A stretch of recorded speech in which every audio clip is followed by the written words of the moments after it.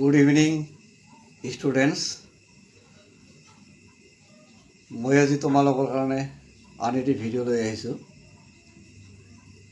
আগৰ ভিডিঅ'ত তোমালোকক পাষ্ট কণ্টিনিউৱাছ টেন্সৰ কেনেকৈ নিগেটিভ কৰিব লাগে সেইটো দেখুৱাই দিয়া হৈছিল, আৰু এইবুলি তোমালোকক মই পাষ্ট কণ্টিনিউৱাছ টেন্সৰ কেনেকৈ ইণ্টাৰগেটিভ কৰিব লাগে সেইখিনি কথা মই ইয়াত বুজাই দি আছোঁ নহয়। পাষ্ট কণ্টিনিউৱাছ টেন্সত কেনেকৈ ইণ্টাৰগেটিভ কৰিব লাগে নহয়। প্ৰথমতে আমি ফৰ্ম দিছোঁ যে পাষ্ট কণ্টিনিউৱাছ টেন্সৰ ইণ্টাৰগেটিভ যিটো ফৰ্ম নহয়, এই ফৰ্মটো মই অৰ্থাৎ গঠন প্ৰণালীটো ইয়াত দিছোঁ নহয়। প্ৰথমতে আমি কি দিম, ৱাজ বা ৱেৰ প্লাছ ছাবজেক্ট প্লাছ ভাৰ্ব, ভাৰ্বৰ লগত আইএনজি থাকিবই, প্লাছ অবজেক্ট, পিছত কিন্তু কি দিব লাগিব, ইণ্টাৰগেটিভ মাৰ্ক দিব লাগিব নহয়। মই ইয়াত দুটা উদাহৰণ দিছোঁ নহয়।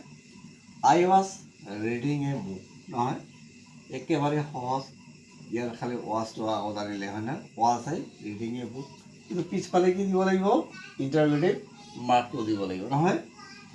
তাৰপিছত 2 number, Shi was writing a letter নহয়, আমি কি দিম, was Shi writing a letter, পিছফালে আমি কি দিম, ইণ্টাৰগেটিভ মাৰ্ক দিব লাগিব নহয়।